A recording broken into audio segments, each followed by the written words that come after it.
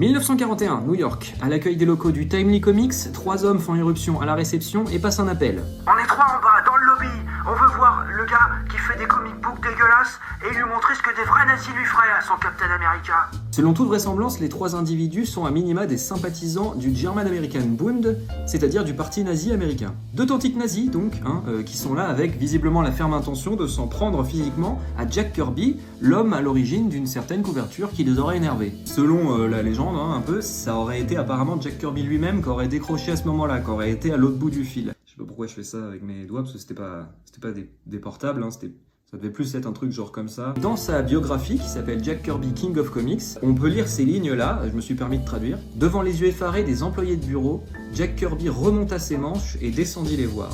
Les intrus, cependant, étaient partis quand il est arrivé. Fin de citation. Les 3 nazis se sont barrés avant que Jack Kirby n'arrive devant eux, et c'est probablement mieux pour leur pomme, puisque à ce moment-là, en 1941, Jack Kirby, il est taillé comme ça.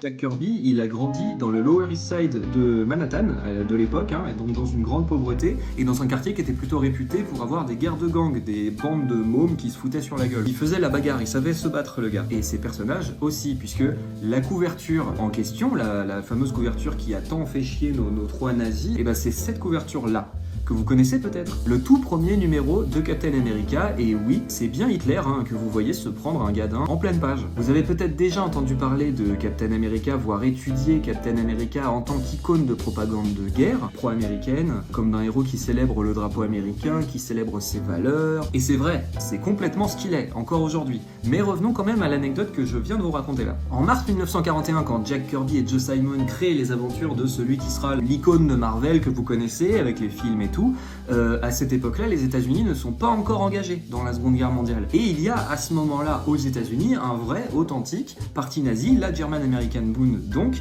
dont le siège est basé à New York. Et ce parti-là, il milite activement pour que les États-Unis n'interviennent pas dans le conflit. La German American Bund organise des actions, organise des manifestations, ils sont considérés comme audibles dans le champ politique, et il y a des personnalités comme Walt Disney qui viennent assister à leur meeting. Par curiosité, apparemment, il serait venu, Walt Disney, c'était vraiment juste pour voir quoi. Vous avez aimé Blanche-Neige? Bah bravo. Donc quand cette couverture sort, Captain America n'est pas encore une icône de propagande de guerre pro-américaine comme il sera perçu, et souvent à juste titre. C'est aussi une vraie, authentique figure de propagande antifasciste. Voilà, donc la prochaine fois qu'un crypto bro vous dira que Marvel c'est trop politique, vous pourrez lui sortir cette vidéo.